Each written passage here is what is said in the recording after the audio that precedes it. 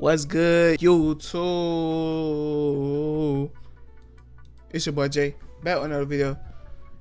I'm gonna show y'all boys how to stop earphone bleed. If you don't know what earphone bleed is, I promise you, you don't want earphone bleed. Earphone bleed is basically where you can hear like the beat in like on your raw vox. You can hear the beat in the background and everything that's going on, and then sometimes it do this weird ass screeching sound. Let me demonstrate. Fuck. You don't want that. I promise you, you don't want that. You don't want earphone bleed. So I'm gonna show y'all how to not have earphone bleed. Step one, what you want to do is, bro, if you got good quality headphones or earphones, like if you got good quality headphones or earphones, you do not have to record with your interface at full volume. I promise you, having that shit like centered in the middle is good enough. I promise you, you're not gonna die. It's centered or a little bit more to the left is still too loud, because some headphones are still louder than others. So yeah. And then also, bro, don't record with your microphone too high either. What's the point of like, let your compressor and other things turn your vocals up. You don't have to record so high. I promise you, this is like the perfect level of waveform to record it. And on my Focusrite is centered and turned to the right just by like 1 to 2 inches. 1 or 2 inches turned to the right, and that's good enough to record, and you have perfect waveforms like this, bro. You don't want your waveforms to look like this.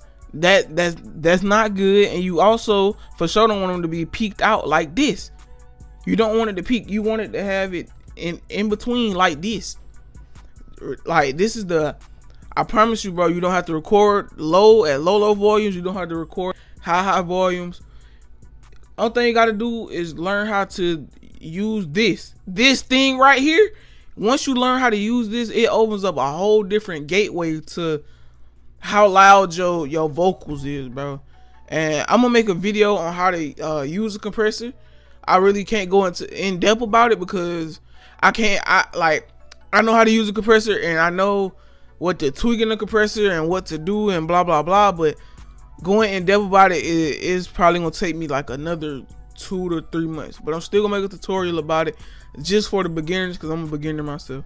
So yeah, and this is all that I really could teach y'all in the video. Make sure that if you record with your preset on, right?